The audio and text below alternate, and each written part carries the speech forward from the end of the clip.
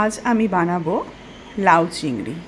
এখানে আমি প্রায় 500 গ্রামের মতন চিংড়ি মাছের খোসা ছাড়িয়ে সেটাকে ভালো করে ধুয়ে জলটাকে ঝরিয়ে নিয়েছি।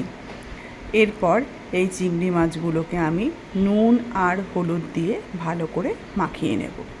অন্যদিকে কড়াইয়ে তেল গরম করব এবং আমি চিংড়ি মাছগুলো খুব সুন্দরভাবে সাজিয়ে ভাজবো, যাতে একটার সঙ্গে একটা গায়ে না লাগে।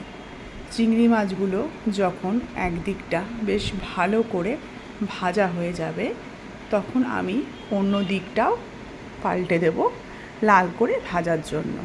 ভাজা হয়ে গেলে এই চিংড়ি মাছগুলোকে আমি তুলে নেব। আর আমার কিছু পরিমাণ চিংড়ি মাছ আরও বেঁচে আছে, সেটাকেও আমি সমানভাবে দুটো পিঠ লাল করে ভেজে নেব। ভাজা হয়ে গেলে সেগুলো বাটির মধ্যে তুলে নেব।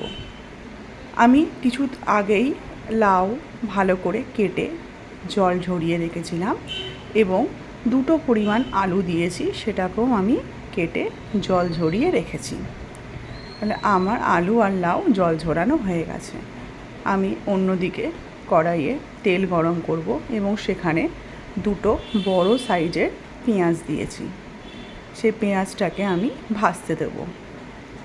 পেঁয়াজটা যখন হালকা ব্রাউন কালার হয়ে যাবে, ততক্ষণ পর্যন্ত আমি পেঁয়াজটাকে ভাজবো। দেখো আমার পেঁয়াজটা ভাজা হয়ে গেছে।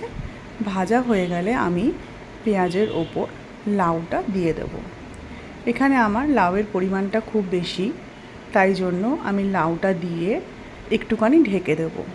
লাউয়ের যেহেতু নিজস্ব জল বেরোয়, আমি এই রান্নায় কোনো রকম জল ব্যবহার করিনি।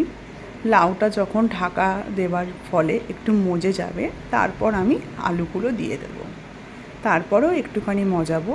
একটু মজে গেলে আমি ওপর থেকে ভাজা চিংড়ি মাছগুলো দিয়ে দেব এবং মশলা হিসাবে আমি এখানে হলুদ গুঁড়ো, জিরে গুঁড়ো, ধনে গুঁড়ো, লঙ্কা গুঁড়ো, টমেটো কেচাপ আর স্বাদ মতন নুন দিয়েছি।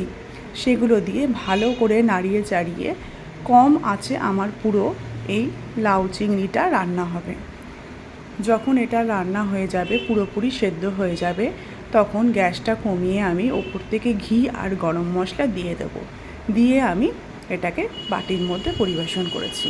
আমার রান্নাটা ভালো লাগলে অবশ্যই আমার চ্যানেলটাকে লাইক অ্যান্ড সাবস্ক্রাইব করুন। Thank you.